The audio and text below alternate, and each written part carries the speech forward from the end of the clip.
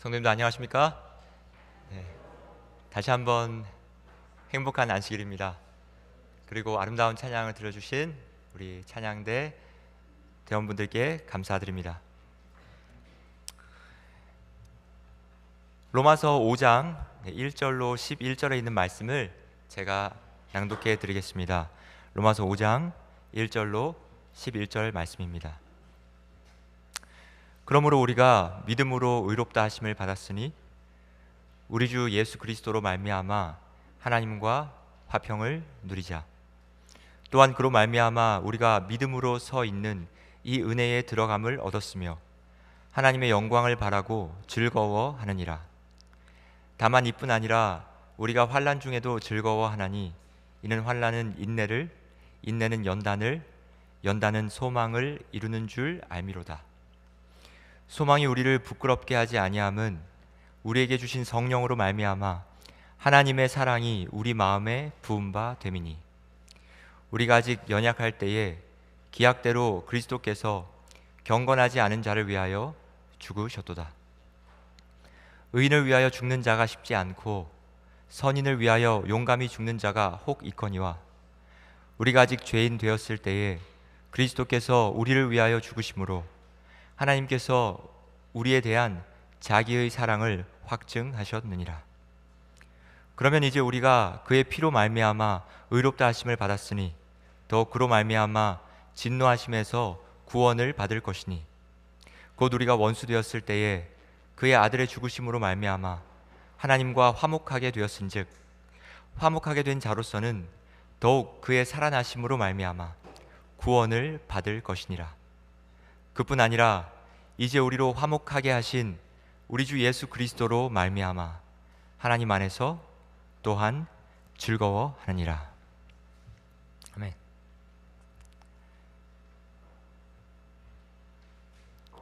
어떤 한 목사님이 성도님들에게 이렇게 물었다고 합니다. 여러분은 사람이 경험할 수 있는 감정 중에서 가장 좋은 감정이 무엇이라고 생각하십니까? 목사님은 사랑, 기쁨, 만족, 성취감 혹은 희열 같은 대답을 기대하고 있었습니다. 그런데 어떤 한 성도님이 주저하지 않고 이렇게 말했습니다. 안도감입니다. 저도 이 말에 동의하지 않을 수 없었습니다. 지난주 안식일에 합회 야영장을 목사님과 함께 다녀왔습니다. 중동부 야영회가 열리는 기간 동안에 저희 교회가 속한 합회도 야영회를 진행하고 있었습니다. 합회 요청으로 목사님과 저는 안식일에 합회 야영장을 방문해야 했습니다. 그곳에서 여러 가지 일을 수행하였습니다. 아침 6시 반에 야영장으로 떠났습니다. 특창도 하고 목사님과 함께 듀엣을 했습니다. 그리고 목사님께서는 시작 기도도 하시고 오후에는 한국 문화 부스까지 운영했습니다. 유난히 더운 날씨였는데요. 야외에서 한복을 풀세트로 장착하고 미소도 풀 장착하고 야끼 만두와 김과 꿀떡 그리고 김치와 맛동산을 나누어 주었습니다. K 음식이 얼마나 인기가 많던지 한참을 나눠주고 오후 5시가 넘어서야 합회 야영장을 떠날 수 있었습니다. 그곳 야영장으로부터 중동부 야영회장으로 돌아오는데 거리는 약 3시간이 조금 넘는 거리였습니다. 아침에 목사님 제가 운전하겠습니다 라고 말씀드렸더니 목사님께서는 아이고 너무 멀어서 힘든데 어떻게 혼자 운전해? 갈 때 내가 할 테니까 올 때 해줘요. 그래서 합회 야영장으로 갈 때는 목사님께서 3시간 운전하시고 다시 돌아올 때는 제가 운전을 하게 되었습니다. 한참을 운전하고 있는데 갑자기 시커먼 SUV가 뒤에 따라붙기 시작했습니다. 한 번도 경험해보지 못한 일이 펼쳐지고 있었습니다. 제가 차선을 변경해 보았습니다. 그 차도 따라 변경했습니다. 그리고 룸미러로 보니까 파란색, 빨간색, 흰색 같은 불빛들이 반짝이고 있었습니다. 저는 경찰차 위에서 나오는 불빛이 그렇게 영롱한지 처음 알았습니다. 차를 옆에 세웠고 경찰이 다가왔습니다. 말로만 듣던 경찰에게 처음 잡힌 것입니다. 창문을 내렸고 경찰은 제가 75마일 구간에서 92마일로 달렸다면서 신분증을 요구했습니다. 저는 전혀 차 속도를 인지하지 못하고 있었습니다. 옆자리에 타고 계시던 목사님께서 당시에 해주신 증언에 의하면 경찰이 따라붙고 난 뒤에 스피딩으로 잡힌 것을 감지하시고 옆을 딱 돌아보셨는데 한 얼빠진 사람이 운전하고 있었다고 합니다.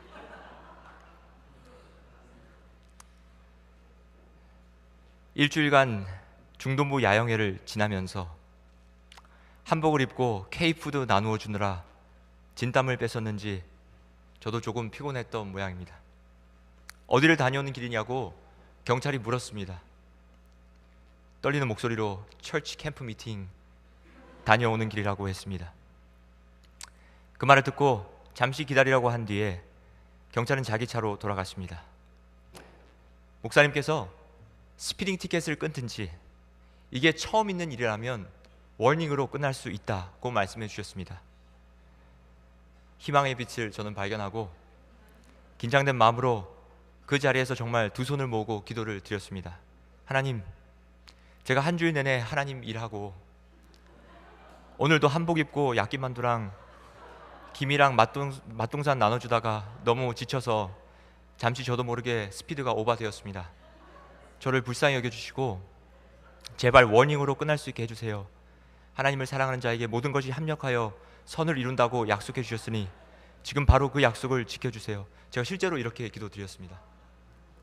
예수님 이름으로 기도드렸습니다 라고 기도가 마쳐지는 순간, 정말 그 순간 경찰이 종이 한 장을 주면서 오늘은 워닝 주겠다고 말했습니다. 근데 그러면서 하는 다음 말이 더 놀라웠습니다. 우리 딸도 지금 철치 캠프 미팅에 있는데 아무튼 안전운행 했으면 좋겠다. 아멘입니까? 그때 저는 한 주일에 쌓였던 모든 피로감이 순식간에 증발하면서 제 마음속에는 엄청난 감사와 환희가, 무엇보다도 말로 표현할 수 없는 그 안도감이 제 마음에 평안을 주었습니다. 저는 이전에 로마서를 설교하면서 하나님의 진노에 대해서 설교한 적이 있습니다. 기억하시나요? 바울은 말하기를 의인은 없나니 하나도 없으며 모든 사람이 죄를 범하였음에 하나님의 영광에 이르지 못했다고 말씀했습니다. 누구도 자연적인 방법으로는 하나님의 진노를 피할 수 없다는 그런 끔찍한 소식을 전했습니다. 그러나 곧 사도 바울은 복된 소식을 전하면서 우리에게 희망이 있습니다. 예수 그리스도의 보혈의 피가 우리의 죄를 덮어 주었다고 말했습니다. 그리고 그 구원을 위한 선물은 믿음을 통해 주어지는 무료 선물과 같다고 우리에게 말씀해 주었습니다. 여기까지가 제가 지금껏 몇 차례 설교에서 나누었던 내용입니다. 사실 여기까지만 보면 로마서는 거의 마무리되어도 좋을 것 같습니다.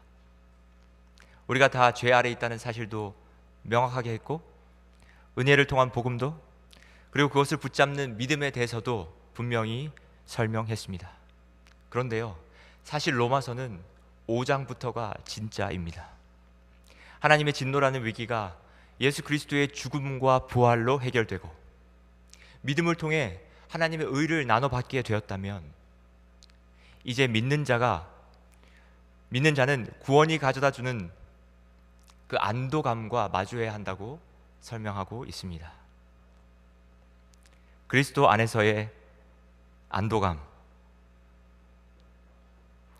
어떤 의미에서 바울은 나머지 로마서의 4분의 3을 이 주제에 할애하고 있습니다. 5장에서 전하는 메시지는 본질적으로 다음과 같습니다. 이제 여러분이 하나님과 화평을 누리게 되었으니 진정한 삶은 이제부터 시작입니다. 바울은 마치 우리의 어깨를 붙잡고 우리를 돌려 세우면서 우리가 걸어온 길을 되돌아보게 합니다. 그러면서 말하기를 그러므로 우리가 믿음으로 의롭다 하심을 받았으니 우리 주 예수 그리스도로 말미암아 하나님과 화평을 누리자. 더 정확하게 말하면 하나님과 화평을 이제는 누리자입니다. 예수님께서는 이 안도감에 대해서 다음과 같은 비유로 설명하셨습니다. 어떤 빚 주는 사람이 빚진 자 둘이 있었는데 하나는 500데나리온을 다른 하나는 50데나리온을 빚졌더라. 갚을 것이 없으므로 둘 다 탕감하여 주었더니 둘 중 누가 그를 더 사랑하겠느냐? 시몬이 대답하여 이르되 제 생각에는 많이 탕감받은 자입니다. 예수께서 이르시되 네 판단이 옳다 하시고. 우리는 기도합니다. 예수님, 저는 죄인입니다. 저는 아직도 못난 죄인입니다. 저는 하나님께 사랑받을 가치가 없습니다. 제 속에는 하나님의 사랑이 없습니다. 저는 아마 구원받지 못할 것입니다. 저는 아직도 예수님과 같은 삶을 살아내지 못하고 있습니다. 저를 과연 받아주실까요? 하나님 정말 저를 받아주실까요? 예수님은 말씀하십니다. 사랑하는 아들아, 사랑하는 딸아, 너는 많은 빚을 지고 있구나. 그러나 그 빚은 내가 다 내 피로 갚았다.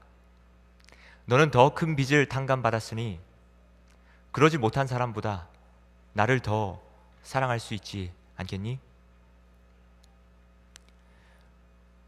로마서 5장이 말하는 화평은요, 단순한 내면의 평온이 아닙니다. 물론 그것도 우리가 느끼는 안도감의 일부이지만 이것은 사법적인 판결과도 같습니다. 무죄를 선고받는 것입니다. 예수님의 죽음은 우리의 죄의 빚을 갚았고 그 결과로 하나님과 우리 사이의 벽은 허물어지고 하나님과 화평을 누리게 되었습니다. 그 결과로 우리는 비로소 안도할 수 있게 되었습니다. 마틴 루터는 초기 생의 대부분을 로마 가톨릭 교회가 규정한 그 선행의 목록을 따르며 하나님의 진노를 달래보려 했습니다. 안도감을 찾을 수 있었을까요? 그는 평생 동안 누구보다 열심히 하나님 말씀을 지키려 했지만 결코 안도감을 찾지 못했습니다. 오히려 그는 노력하면 노력할수록 그 모든 노력이 헛된 것임을 더욱 절감했습니다. 그는 나무랄 데 없는 수도사로 살았습니다. 그러나 늘 하나님 앞에서만큼은 양심이 매우 괴로워서 죄인처럼 느꼈습니다. 하나님을 사랑하지 않았고 오히려 죄인을 벌하시는 의로우신 하나님을 미워했습니다. 그러나 하나님은 그를 은혜로 로마서의 기별로 인도하였습니다. 하나님께 진 빚을 스스로 갚아서 벗어나고자 하는 그러한 시도를 아직도 많은 그리스도인들은 하고 있습니다. 그런데요, 그러한 시도의 문제가 무엇인지 아십니까? 도대체 얼마나 해야, 어느 정도 해야 충분한지 결코 알 수가 없다는 것입니다. 대부분 사람들에게 당신은 천국에 들어갈 수 있을 것 같습니까? 라고 물으면 정말 그러기를 소망합니다 라고 말합니다. 종교가 자신을 구원해 줄 것이라 믿는 사람들은 그 믿음이 진지할수록 내 영원한 운명이 내가 죽고 나서야 비로소 알 수 있다는 그 두려움에 안도감 없이 살아가고 있습니다. 많은 그리스도인들이 은혜로 구원을 받은 이후에는 이제 스스로 남은 삶을 잘 살아내야 한다고 생각합니다. 혹시 저희 중에 그러신 분들 계십니까? 내가 예수님을 알고 예수님을 만났고 십자가의 진리도 믿고 그래서 구원을 받았는데 그 이후부터는 예수님이 나를 위해서 해주셨으니까 이제 내 스스로 내 차례야 하면서 열심히 살아보려 합니다.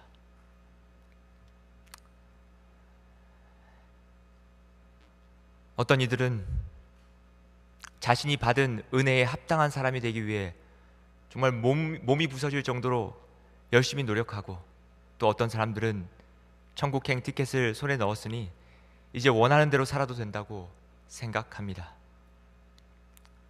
하지만 이러한 두 가지 관점이 모두 간과하고 있는 중요한 사실이 있습니다. 그것은 바로 우리의 영원한 생명이 확정된 그 순간 이후에도 여전히 우리는 구세주를 필요로 한다는 사실입니다.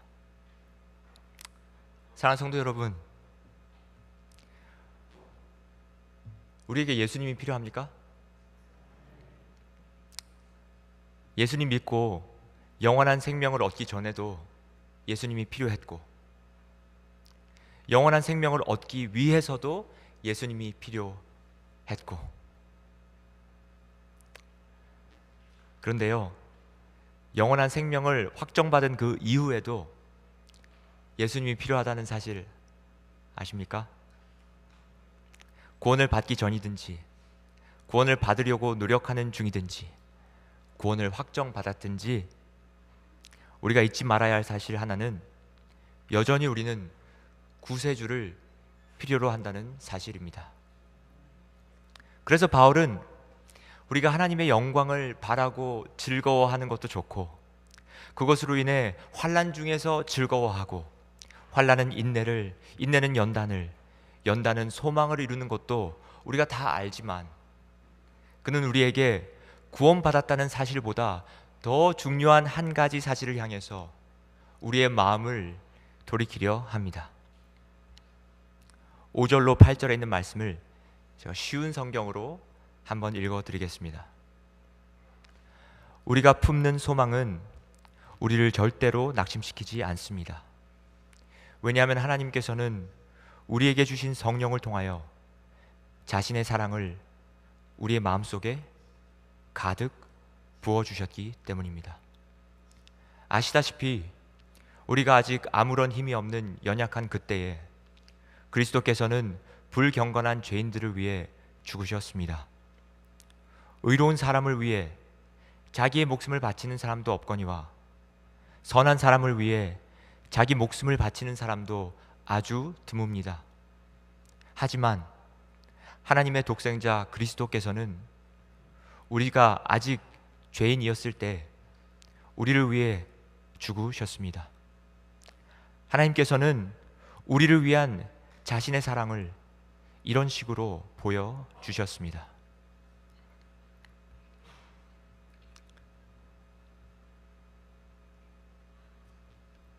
바울은 우리의 소망이 우리를 절대 낙심시키지 않는다고 말합니다. 우리가 가진 소망이 어떤 소망이죠? 십자가에서 발견하는 소망. 그 소망이 우리를 절대로 낙심시키지 않는데요.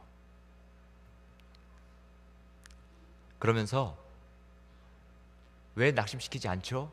라고 묻는 독자들에게 그것은 바로 예수님의 죽음 가운데 나타난 우리를 향한 하나님의 사랑 때문이라고 말씀합니다.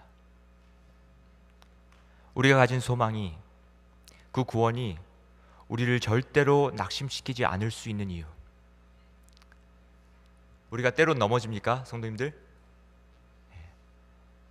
자주 넘어집니다. 자주 넘어져도, 자주 실수해도 낙심하거나 의심하지 않을 수 있는 이유. 그는 예수님을 통해 나타난 하나님의 사랑을 외치고 있습니다. 구원받을 만한 아무런 자격이 없음에도 불구하고 예수님이 우리를 위하여 죽으셨다는 그 사실을 강조합니다. 한 선한 사람이 다른 선한 사람을 구하기 위해 자신의 생명을 희생하는 것은 정말 놀라운 일일 것입니다. 대부분의 사람들은 그런 이타심에 감동하며 자신도 그런 상황이 온다면 같은 용기를 내어볼 수 있기를 희망할 것입니다.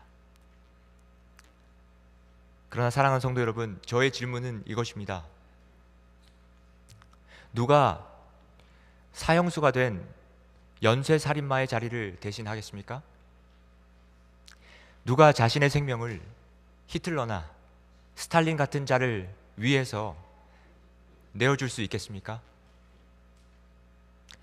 누가 이기심으로 가득한 사람을 위해, 누가 형제를 미워하는 마음과 시기심으로 가득 찬 사람을 위해, 누가 자신을 끊임없이 배반하며 등을 돌리는 사람을 위해, 누가 쾌락과 방탕함과 세상 욕심에 빠진 사람을 위해, 게으르고 어리석고 비열한 사람을 위해 누가 자신의 생명을 내어줄 수 있겠습니까? 우리 중 누가 과연 그런 일을 할 수 있겠습니까? 나밖에 모르는 이기심의 괴물, 욕심 덩어리, 시기심과 미움 덩어리, 오만하고 교만하고 다른 사람을 정죄하고 헐뜯고 뒷담화하기를 좋아하며 내 기준으로 판단하며 다른 사람의 상처를 보기보단 상처를 주고 하나님의 말을 거역하는 욕망의 덩어리 같은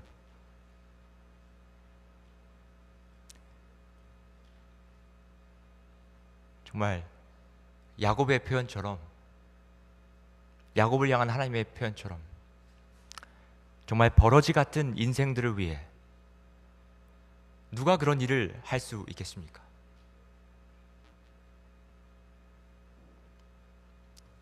누가 그렇게 하셨습니까? 놀랍게도 예수님이 그렇게 하셨습니다. 우리가 아직 죄인이었을 때에, 하나님을 몰랐을 때, 사랑이 뭔지도 몰랐을 때, 그리스도께서 우리를 위하여 죽으심으로 하나님께서 우리에 대한 자기의 사랑을 확증하셨느니라. 확증하셨다라고 표현된 동사는 현재 시제로 쓰여지고 있습니다. 우리는 보통 하나님께서 우리에 대한 사랑을 확증하셨다라고 이해합니다. 과거의 일로 받아들입니다. 그래서 우리는 너무나 자주 하나님은 나를 사랑하실까? 내가 예수의 구원을 경험하고도 또다시 무너진 나의 삶을 과연 여전히 자비로운 눈빛으로 바라봐 주실 수 있을까? 하고 의심합니다. 그러나 바울은 현재 시제를 의도적으로 사용하고 있습니다.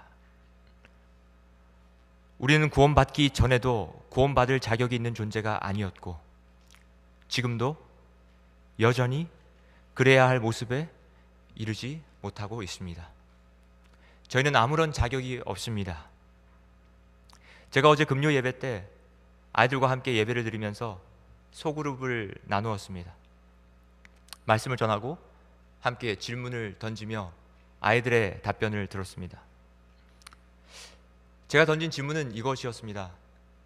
얘들아, 너희는 만약에 라이언, 제드, 조세프 이런 이름으로 너희를 부를 수가 없다고 할 때 너희의 아이덴티티를 뭐라고 설명할래? I'm a student. 저는 학생입니다. 학생이 너라는 사람을 대변할 수 있니? 너는 너희의 아이덴티티를 어떻게 정의하니? 라고 물었습니다. 너희의 정체성이 무엇이니? 어떤 한 학생이 깊이 고민하다가 제 마음을 놀래키는 답변을 했습니다.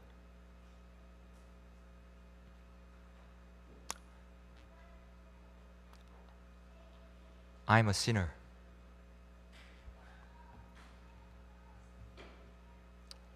여러분 놀랍지 않으십니까?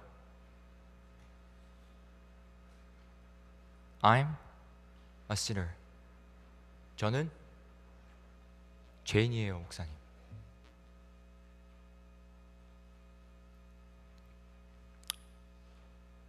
부끄러웠습니다. 이따금씩 잊고 사는 내가 죄인이라는 사실. 우리는 죄인 그 이상도 이하도 아닙니다. 그냥 죄인입니다. 그럼에도 불구하고 우리를 구원하시기 위해 무조건적인 은혜를 베푸셨던 하나님께서는 지금 뭐 하고 계신지 아십니까? 그 동일한 은혜를 날마다 매 순간마다 베풀고 계십니다. 그것이 바로 예수님을 통해 드러난 하나님의 사랑입니다. 그래서 쉬운 성경은 하나님께서는 우리를 위한 자신의 사랑을 이런 식으로 보여주셨습니다 라고 말하고 있습니다. 이런 식이 어떤 식입니까? 이런 식이 어떤 식이죠?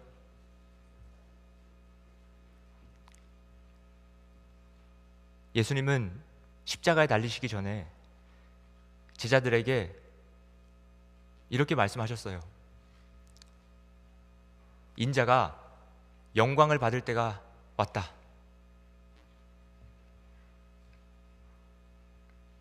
무슨 영광입니까?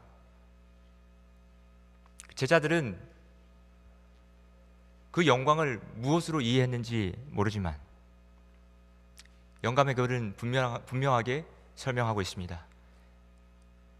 예수님은 십자가 사건을 가리켜 말씀하셨다. 무엇이 영광입니까? 매 맞는 것이 영광입니까?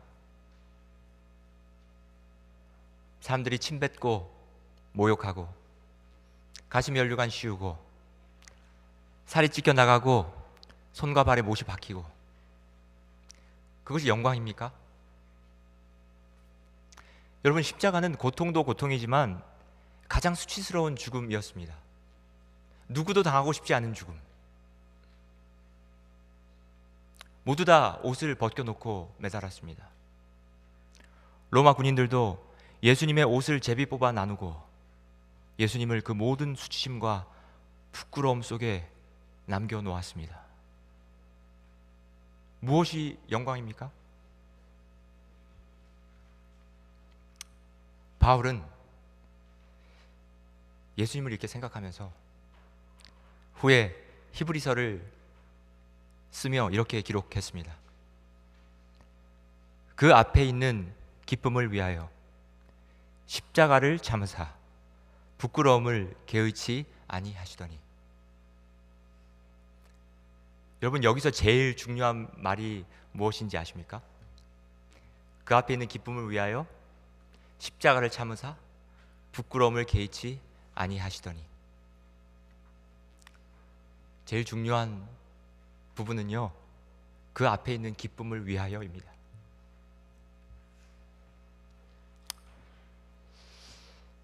그 앞에 있다는 기쁨이 십자가 이후의 미래를 내다보며 하시는 예수님의 중의적인 표현일 수 있지만, 저는 어쩌면 진짜 의미는 이것이라고 생각합니다.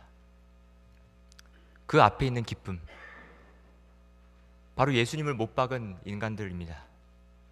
예수님 앞에, 십자가 앞에 모든 수치심과 부끄러움을 견뎌내고 있는 예수님 앞에 사람들은 조롱하고 서 있습니다. 오늘날도 마찬가지입니다. 예수님을 못 박은 장본인, 수많은 장본인들이 예수님의 수치를 보고도 마음에 동요하지 않습니다. 그분의 고통을 보고도 아무런 감정도 일어나지 않습니다. 그런데 무엇을 위해서 십자가를 참으셨다고요? 그 앞에 있는 무엇을 위해서요? 기쁨을 위해서.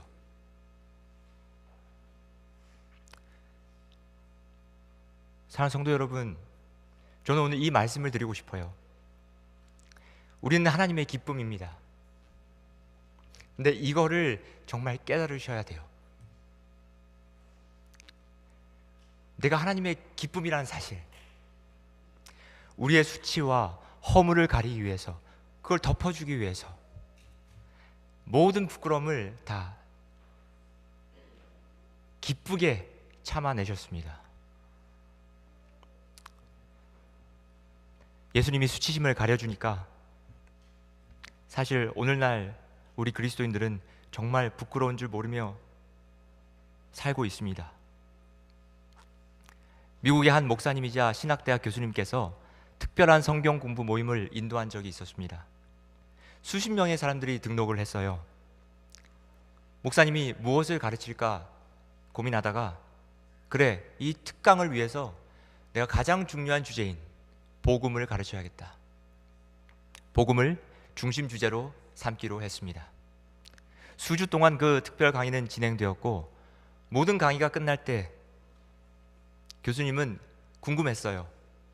과연 이 사람들이 얼마나 복음을 이해하고 있을까? 그래서 모든 사람들에게 조그만 카드를 나눠 주었습니다. 그리고 이제껏 배운 내용을 잘 기억하며 복음을 간단하게 한두 문장으로 써 보십시오 하고 요청했습니다. 수십 명의 사람들 중에 올바른 답을 제출한 사람은 몇 명이었을까요? 5명이었다고 합니다. 교수님의 교수 실력이 부족했을까요? 저는 그렇게 생각하지 않습니다. 여기서 알 수 있는 한 가지 중요한 사실은, 사람들은 복음을 이해하고 받아들이는 일을 매우 어렵게 생각한다는 것입니다. 왜냐하면 은혜라고 하는 이 개념은 인간의 사고와 논리로 이해하기 참 어려운 개념이기 때문에 그렇습니다. 세상에 무엇 없습니까? 공짜는 없습니다. 지불한 만큼만 얻는다. 세상은 그런 논리로 돌아가기 때문에 우리는 은연중에 구원도 마찬가지일 거야 라고 생각합니다. 그래서 어느새 우리는 하늘을 향해서 선행 포인트를 쌓기 시작합니다. 교회에 출석하고 굶주린 이들을 먹이고 교회 여러 부서에서 헌신하며 선한 목적에 헌금을 하고 성경 구절을 암송하고 화가 나고 억울해도 솟아오르는 분노를 꾹꾹 눌러대면서 다른 쪽 뺨을 한번 돌려봅니다. 물론 정말 하나님의 사랑이 감격스러워서 그렇게 할 때도 있지만, 때로는 이렇게 생각을 합니다. 이 정도면 하나님께서 보시겠지?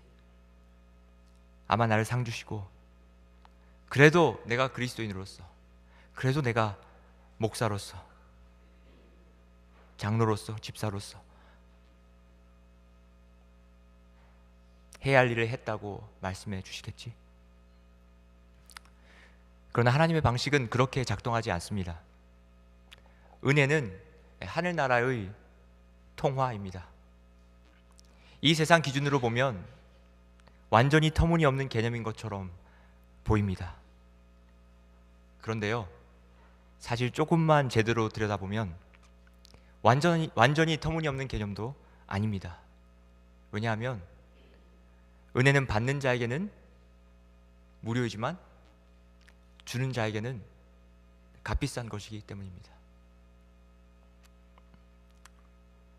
그는 근본 하나님의 본체시나 하나님과 동등됨을 취할 것으로 여기지 아니하시고 오히려 자기를 비워 종의 형체를 가지사 사람들과 같이 되셨고 사람의 모양으로 나타나사 자기를 낮추시고 죽기까지 복종하셨으니 곧 십자가에 죽으심이라. 하나님이 인간이 되셨다는 사실,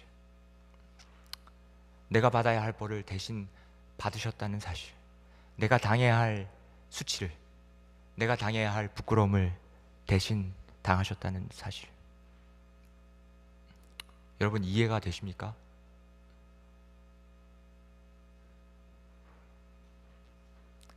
신학교에서 4년, 대학원에서 3년을 배우고 전도사와 목사 생활 15년째 하고 있고 지금도 공부를 다시 시작해서 여전히 하나님을 알고자, 더 제대로 알아보고자 밤낮 공부하고 있지만 저 또한 가끔 이 진리를 완전히 이해하는 게 어렵습니다.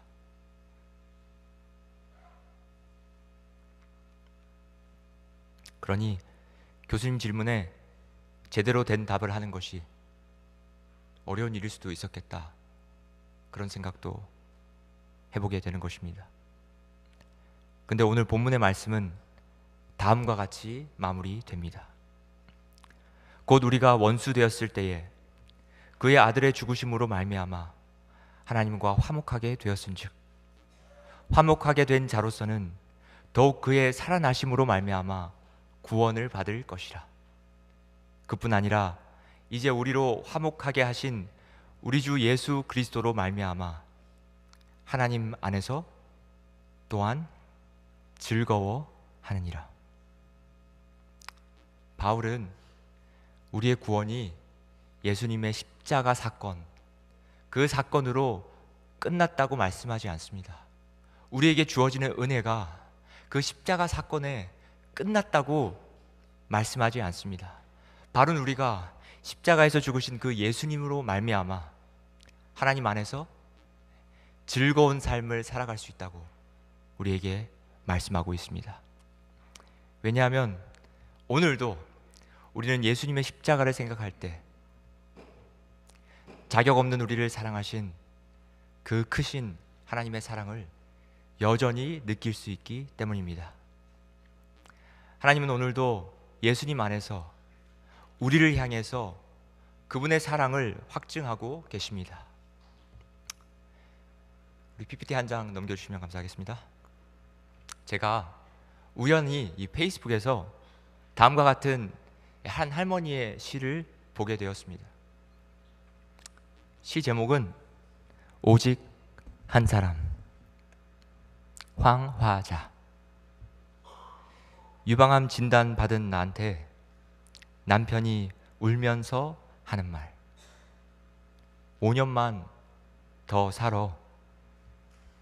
그러던 남편이 먼저 하늘나라로 갔다.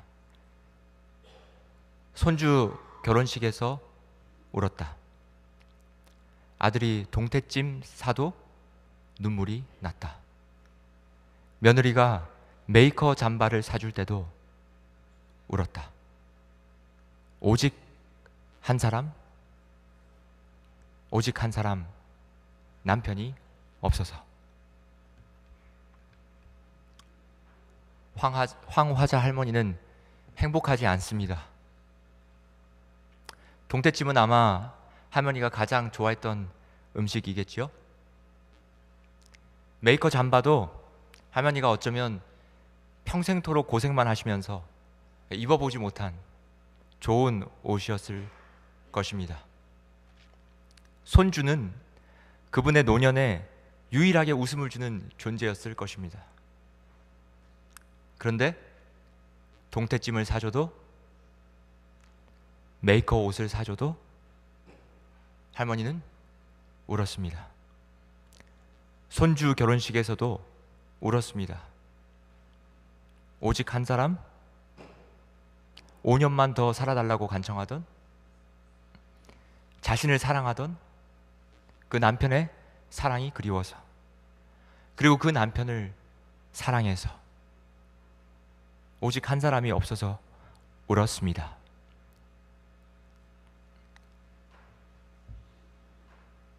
여러분, 예수님께서 왜 하늘 보자 다 버리고 이 땅에 오신지 아십니까? 무지개를 두른 보좌도 있고 그분의 성호를 높이는 천천만만의 천사도 있는데 부족한 게 없는 멋진 곳인데 우리는 가고 싶어서 안달난 그 천국인데 예수님은 왜 그것을 버리고 오셨을까요?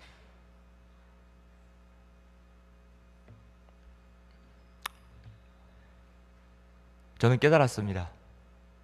다 필요가 없었구나.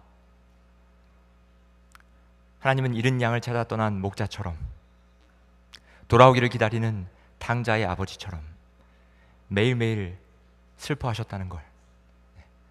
모든 걸 가졌지만 우리와 함께 할 수 없음이 너무나 가슴 아파서, 그래서 십자가에서 죽으신 것입니다. 여러분과 다시 함께 살고 싶기 때문에. 예수님을 믿는 우리 사랑하는 메릴랜드 중앙교회 성도 여러분, 아무것도 두려워하지 마십시오. 두려울 때는 십자가를 바라보십시오. 우리는요, 십자가를 바라보면서 하나님 사랑을 발견할 수 있어야 됩니다. 두려울 때마다, 의심될 때마다, 나의 연약함을 보면서 눈물을 흘릴 때마다 그 십자가 사랑을 간절히 붙드시기를 소망합니다. 십자가에서 나타난 하나님의 사랑에 파묻혀서 그 아버지 품에서 진정한 복음을 누리며 살아보시게 되기를 정말 마음으로 소원합니다.